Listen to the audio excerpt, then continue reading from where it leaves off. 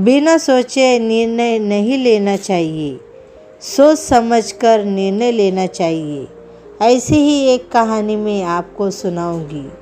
एक बार देव शर्मा नाम के घर जिस दिन पुत्र का जन्म हुआ, उसी दिन उसके घर में रहने वाली नकुली ने भी एक नेवले को जन्म दिया। देव शर्मा की पत्नी बहुत दयालु स्वभाव की स्त्री थी। उसने उस छोटे नेवले को भी अपने पुत्र के समान ही पाल पोसा और बड़ा किया।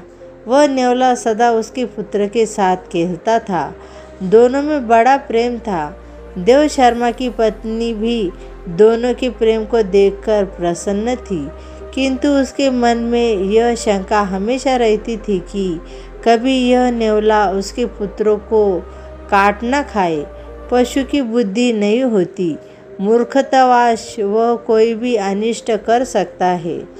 एक दिन उसकी इस आशंका का बुरा परिणाम निकल आया। उस दिन देव शर्मा की पत्नी अपने पुत्रों को एक वृक्ष की छाया में सुलाकर स्वयं पास के जलाशय से पानी भरने गई थी। जाते हुए वह अपने पति देव शर्मा से कह गई थी कि वही ठहर कर वह पुत्रों की देखरेख करे, कहीं ऐसा ना हो कि नेवला उसे काट खाए। पत्नी के जाने के बाद देव शर्मा ने सोचा, नेवला और बच्चे में गहरी मैत्री है, नेवला बच्चों को हानि नहीं पहुंचाएगा। यह सोचकर वह अपने सोए हुए बच्चे और नेवलों को वृक्ष की छाया में छोड़कर स्वयं भिक्षा के लोभ से कहीं चल पड़ा। उसी समय एक काला नाग पास के बिल से बाहर निकला। नेवले ने उसे देख लिया।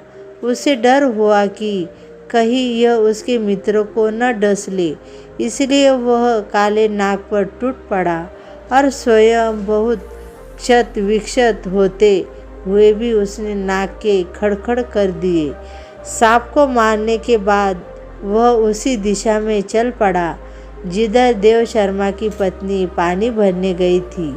उसने सोचा कि वह उसकी वीरता की प्रशंसा करेंगी, किंतु हुआ इसके विपरीत। उसकी खून से सनी देह को देखकर पत्नी का मन उन्हीं पुरानी आशंकाओं से भर गया कि वही इसने उसके पुत्र की हत्या न कर दी हो। यह विचार आते ही उसने क्रोध से सिर पर उठाए घड़े को नेवले पर फेंक दिया। छोटा सा नेवला जज से भारी घड़े को चोट खाकर वही मर गया। पत्नी वहाँ से भागती हुई वृक्ष के नीचे पहुँची।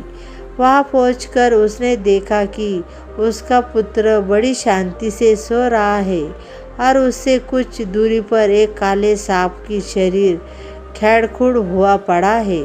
तब उसे नेवले की वीरता का ज्ञान हुआ। पश्चाताप से उसकी छाती फटने लगी। इसी बीच देव शर्मा भी वहाँ आ गया। वहाँ आकर उसने अपनी पत्नी को विलाप करते देखा तो उसका मन भी सशंकित हो गया, किंतु पुत्रों को कुशलपूर्वक सोते देख उसका मन शांत हुआ। पत्नी ने अपने पति देव शर्मा को रोते रोते नेवली की मृत्यु का समाचार सुनाया और कहा, मैं तुम्हें यही ठहरकर बच्चे की देखभाल के लिए कह गई थी। तुमने भिक्षा के लोभ से मेरा कहना नहीं माना, इसी से यह परिणाम हुआ है। धन्यवाद।